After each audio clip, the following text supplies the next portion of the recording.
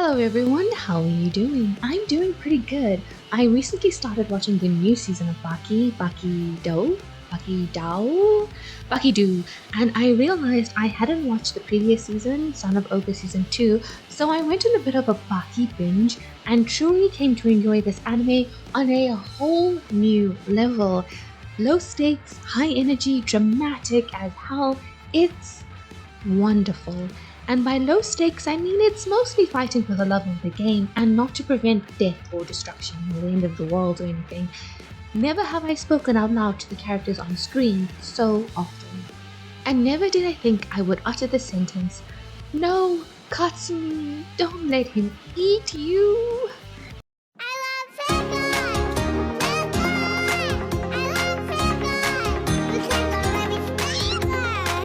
I don't know how many people are familiar with this, but I just could not stop thinking about it when the characters were discussing Pickle, which was often. And by the end of the Pickle arc, everyone loved him and thought of him as a dear friend and comrade. They all love Pickle.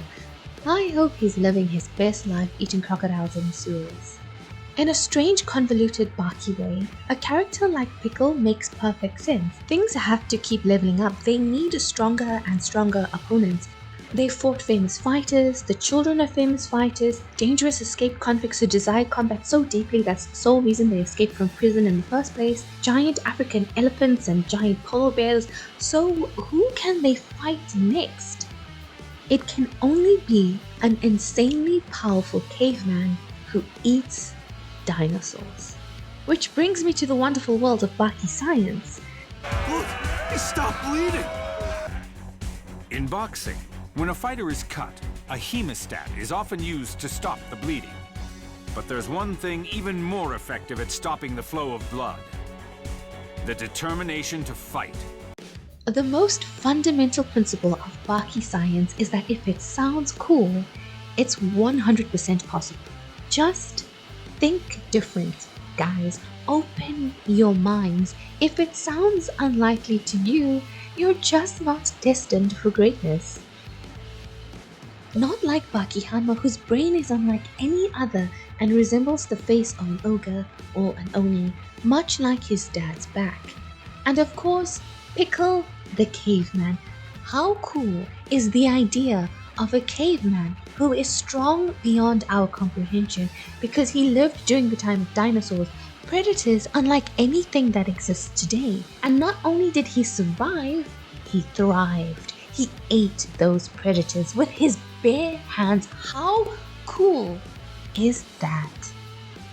The only problem here is that there are 66 million years separating the time of dinosaurs and the time of Homo sapiens. So how will mangaka Kisuke Itagaki get around this challenge? Will he have to abandon this very cool idea? Of course not. We've always thought that humans first appeared no more than 7 million years ago. To now have to push that back to the Jurassic period. It goes without saying, this must be kept secret. The impact would be too great if it were revealed all at once.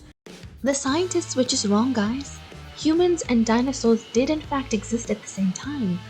And not to mention Pickle being perfectly preserved with the T-Rex for 200 million years because there was high salt content in the ice or something. I love it. And then in the next season, it's the cloning and resurrection of Masashi Miyamoto, a legendary samurai from the 1500s. And there's this long, winding explanation of a scientist who always longed to crack open a fossil, but he was never allowed to, and he finally got the chance with Miyamoto's remains, and just as he suspected all along, he found perfectly preserved blood vessels. And all it takes is one Google search to find out that scientists do in fact split open fossil bones all the time. I just wonder, what is the need to explain how all these outrageous feats are possible?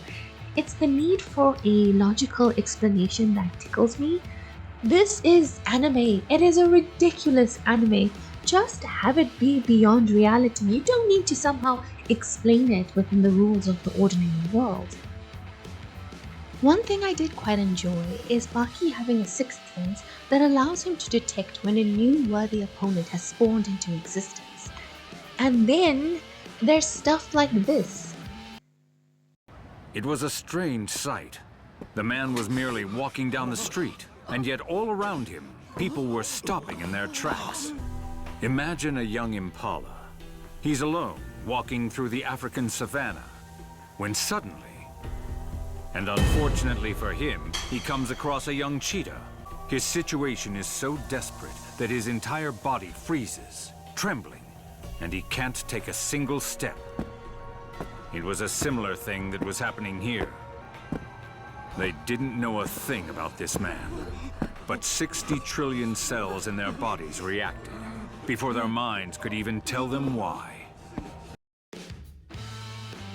This is so extra. Without any cuts, this clip is 1 minute and 11 seconds long, just to explain that the beast of a man that is Yujiro Hanma is intimidating to people as he walks down the street. I think we know by now that this man's aura is menacing, but I guess we need to understand the primal instincts being activated in this moment. It's all kind of bewildering, but also at the same time just so entertaining. And Pickle wanting to eat those he defeats raises the stakes because they just have to keep getting higher and higher. Guys, we can't stop, won't stop, nothing can keep us down. We have to know who's the strongest. That one kick made us friends for life. Could I achieve that? Could I reach that level? I was sure I was never gonna get there. Not the way I am now. But with his help... I liked that Baki's desire to fight Pickle's grows throughout the season. He's basically the only one that doesn't sneak into the secret laboratory to fight him. And when asked, he says he can't fight a national treasure, but once it becomes clear how powerful Pickles is, he just can't help himself. The prospect of testing himself against the caveman is too tantalizing to resist. He's just like the others. He wants to fight everyone strong and beat them and prove that he is the strongest. And then I had a mini epiphany.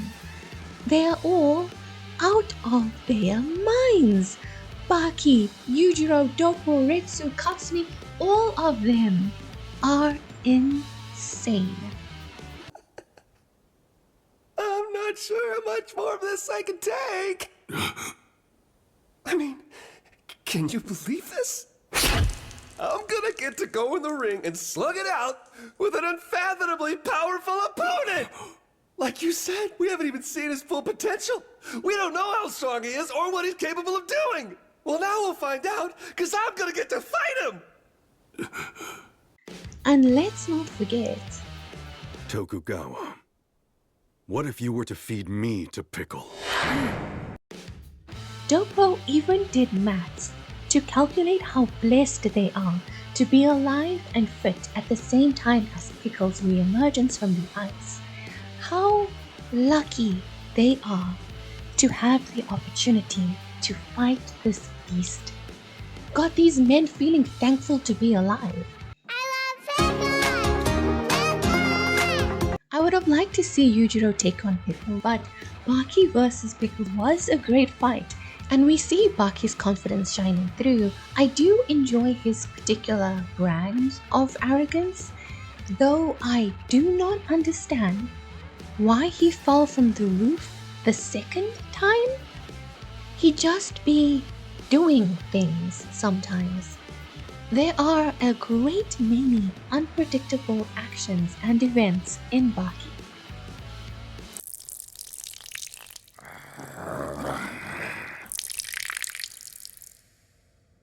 There.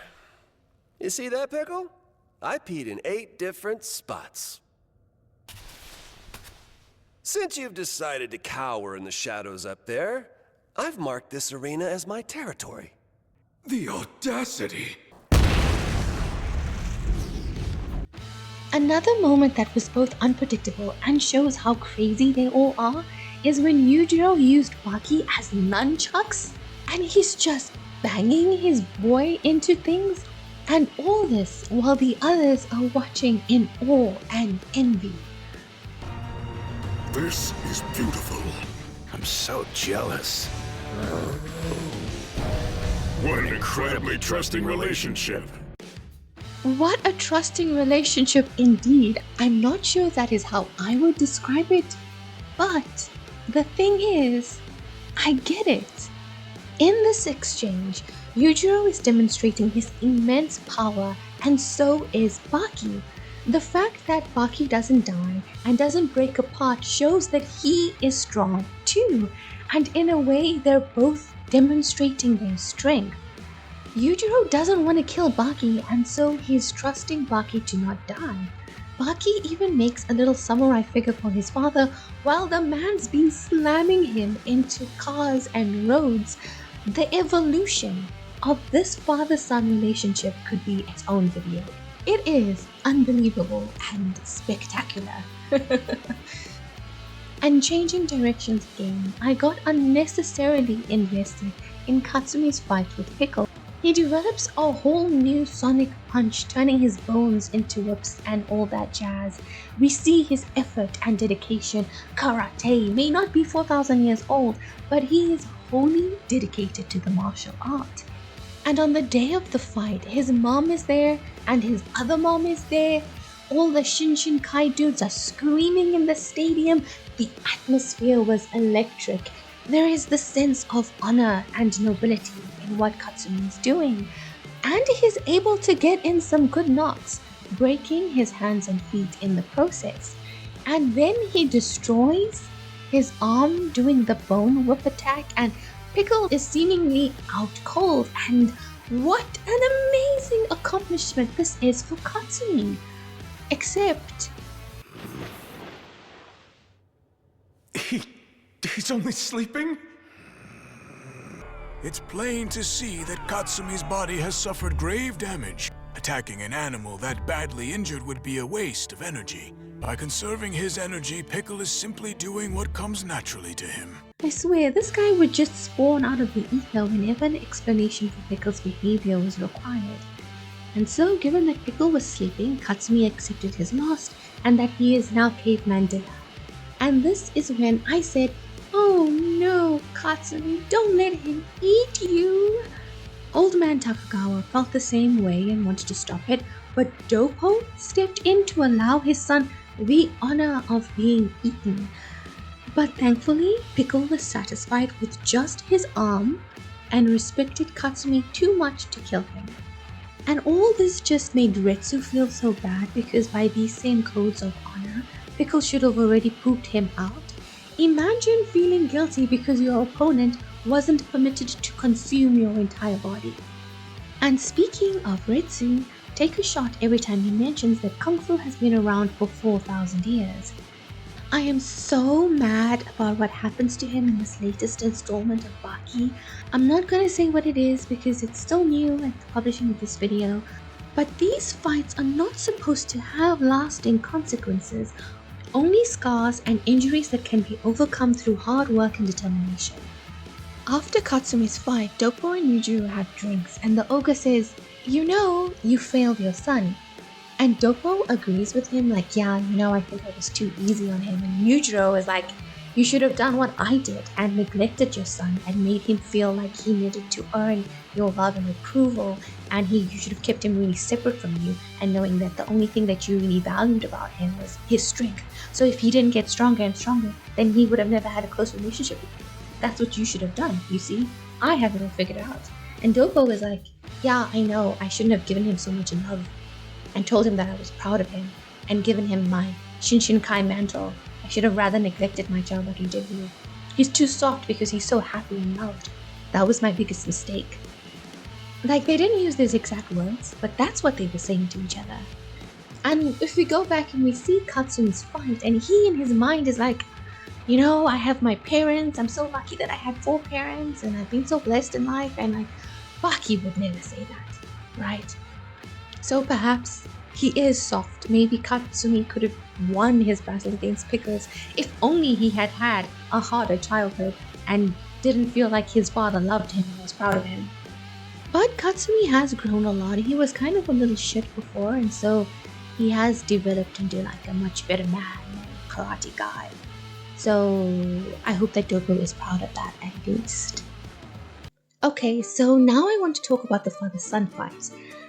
There was so much build up to it that I truly wondered if it could live up to the hype. I mean, all of Baki is leading up to this. And I have to say, my expectations were exceeded. It felt so cathartic and such a culmination of everything that's come before, and the build up to it was good too. Baki had the right instincts that a father-son fight can't be some pre-scheduled match. It has to arise naturally, and them spending time together leading up to the fight raised the emotional stakes as they got to know each other in a different way. And guys, Baki just manifested having his father come to dinner with him. It's such an ordinary but ridiculous thing for him to want to have dinner with his dad, but he visualized it so clearly that he brought it into existence, guys. He made it happen. It's all in the mind. If there's some goal that you want to achieve, all you have to do is see it so clearly that it's practically there. Taste it, interact with it, move in the world as if it is already there, guys, and then it will happen for you. Baki has mastered the secret. But when he did tell that soldier guy that he wanted his father to come to dinner and that his father should bring rice, I was actually quite shocked. Yujiro Hanma, bring rice? Are you out of your mind? But it did happen. I mean, he didn't bring rice, but he came to dinner and kept coming to dinner, and they spent genuine time together, which felt almost as shocking as some of the other things that have happened in this show. And then, of course, at the end of the fight, having Yujiro prepare an imaginary meal for Baki felt like a huge thing in itself, because Yujiro also used to make fun of Baki's whole imaginary thing, so now he's actually participating and taking on the labor himself, which is definitely like a pat on the back, well done my boy kind of thing.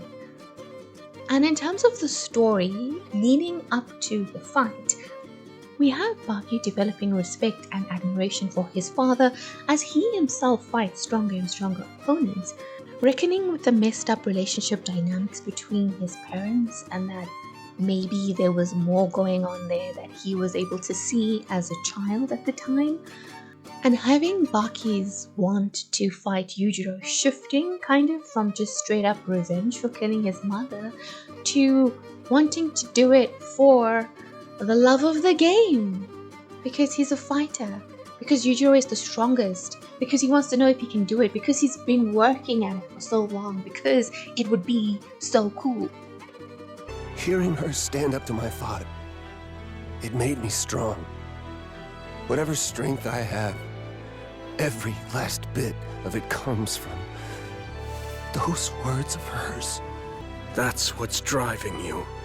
Not just to be stronger, but to be the absolute strongest of all.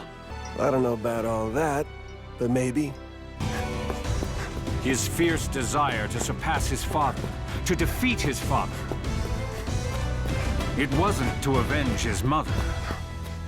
It was to repay her love. And Yujiro watching Baki's development and building admiration for him in return. We see this a bit when he tells Tokugawa that Baki could beat Pickle, even though Retsu, Katsumi, and Jack failed. The Hanma blood is strong in Baki, he says. Much stronger than it is in Jack. The blood runs thin in him. What does that mean? Well, after all, he failed, didn't he? So it must run thin in him. I enjoyed the dynamic when father and son were having dinner. Baki psyching himself up to say cheeky things to Yujiro. Yujiro responding in unexpected ways and kind of wanting to parent Baki a bit, like Yujiro noticing Baki's poor table manners and he's like, yeah, it's almost like there was no one around to teach me. And what can Papa Hanma even say to that? The boy is right, which leads him to wanting to teach Baki about these things and taking him to a fancy restaurant. Once the fight gets properly started, it's like we're witnessing the fruition of an actual father-son relationship between the two of them. Get serious, Baki. That's enough of this shit. Show your father what you're made of. Let's do this for real.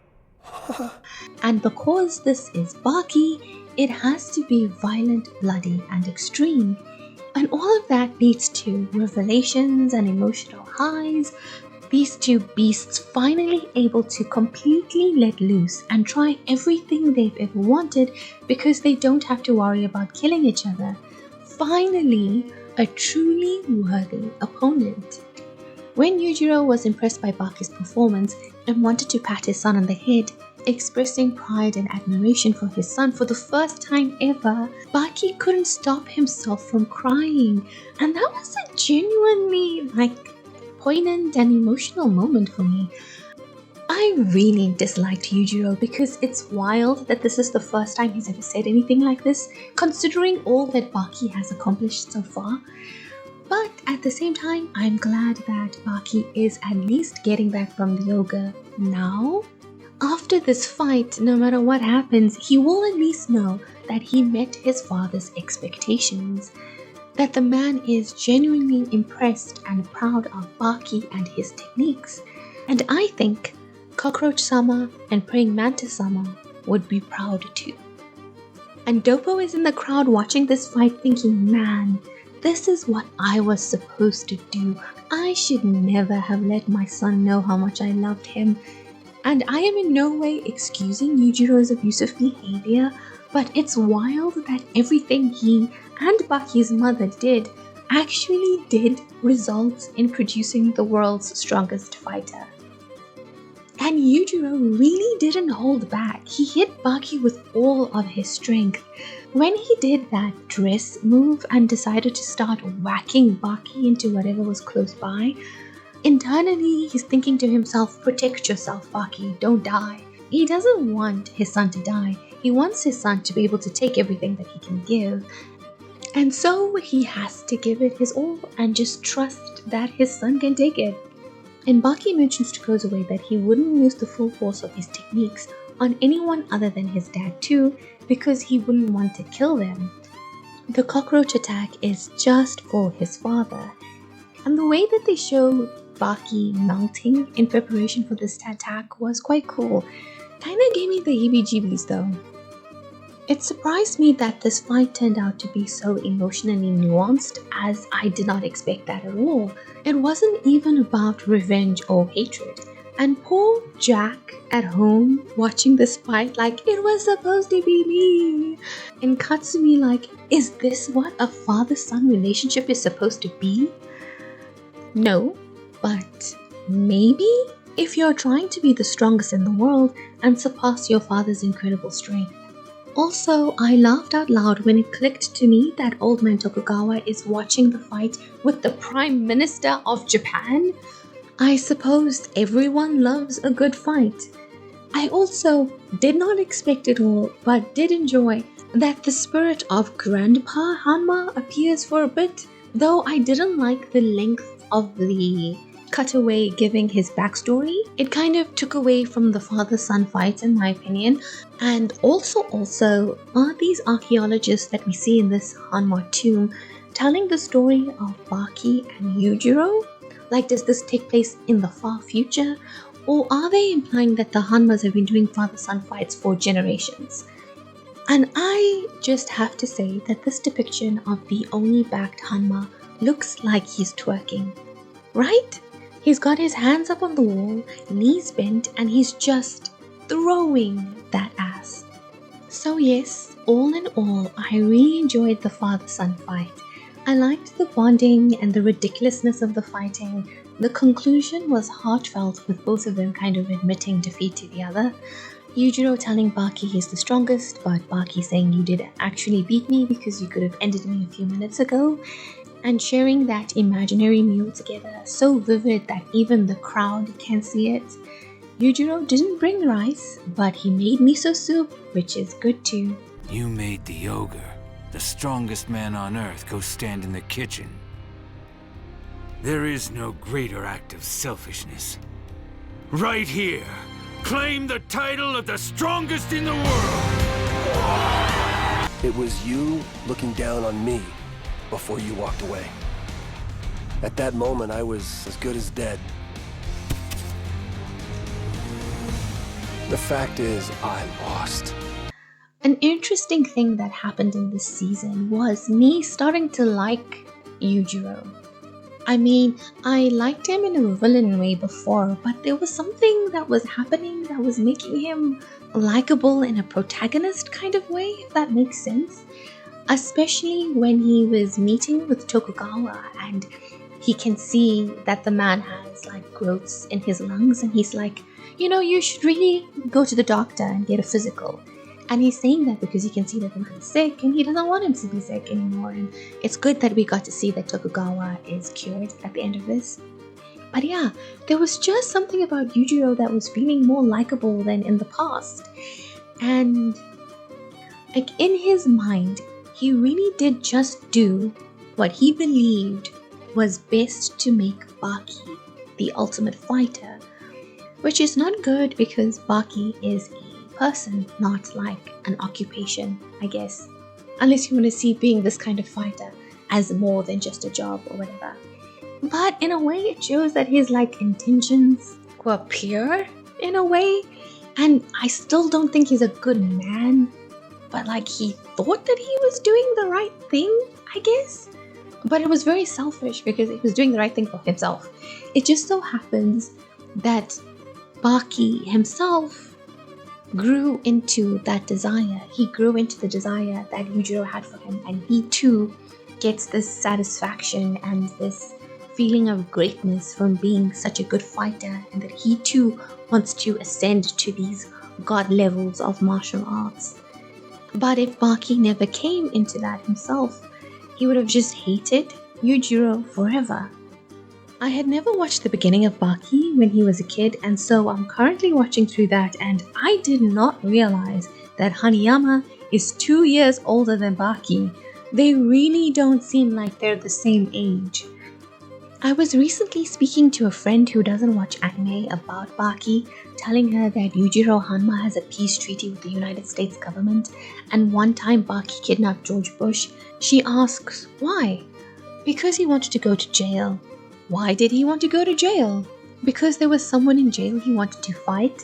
And I just started laughing. Baki is so ridiculous. I enjoy it so much. And I've continued to go back and watch different seasons of Baki, kind of dipping in wherever to see moments that I remember that I really enjoyed. And it is really so crazy. I could find myself just endlessly talking about different things that I liked in Baki, but this video would be so long and it would feel very unfocused, even though I'm sure this video already feels kind of unfocused. But yeah, I hope that you enjoyed this video. Feel free to share any favorite moments from Baki, or if you have any recommendations for other anime aside from King and Ashura, because I've already watched King and Ashura and I have 2 videos on King and Ashura. I recommend the second one more than the first one, I think. So that's gonna be it for me. I hope that you enjoyed this video. If you did, please like and subscribe to the channel. Leave a comment down below. I'm Kayla, and I'll see you in the next one. Bye!